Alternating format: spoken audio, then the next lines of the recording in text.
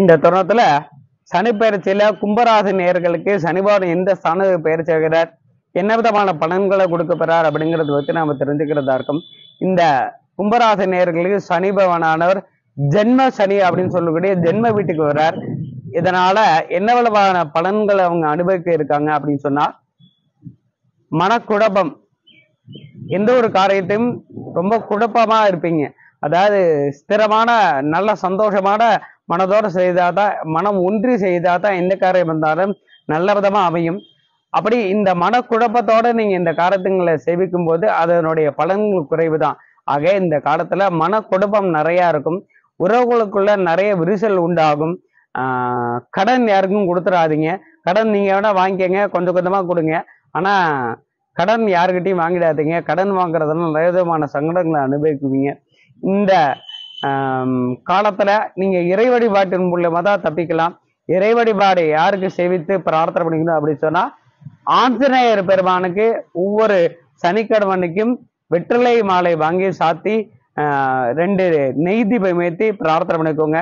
நீங்க வரக்கூடிய காலத்தை உங்களுக்கு ஆஞ்சநேயர் பெருமான் பொற்காலமா மாத்தி கொடுப்பார். தேவையில்லாத மனக்குழப்பங்களோட எந்த ஒரு காரியத்தையும் செய்யாதீங்க. உங்களுடைய அப்பா அம்மாவை குறையில்லாம அப்பா அம்மா சொல்ற பேச்சை கேட்டு நடங்க. பெரியவர்கள் சொல்ற பேச்சை, எந்த ஒரு விஷயங்களா இருந்தாலும் பெரியவர்கள்ட்ட ஒரு சிந்தனை கலந்துக்கோங்க.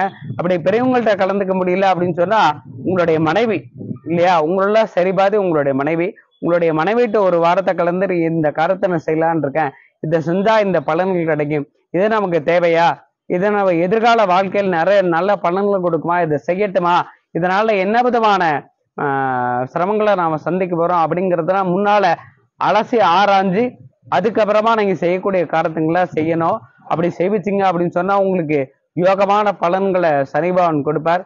வீண் முயற்சிகள், தேவையில்லாத முயற்சிகள்லாம் செய்யாதீங்க.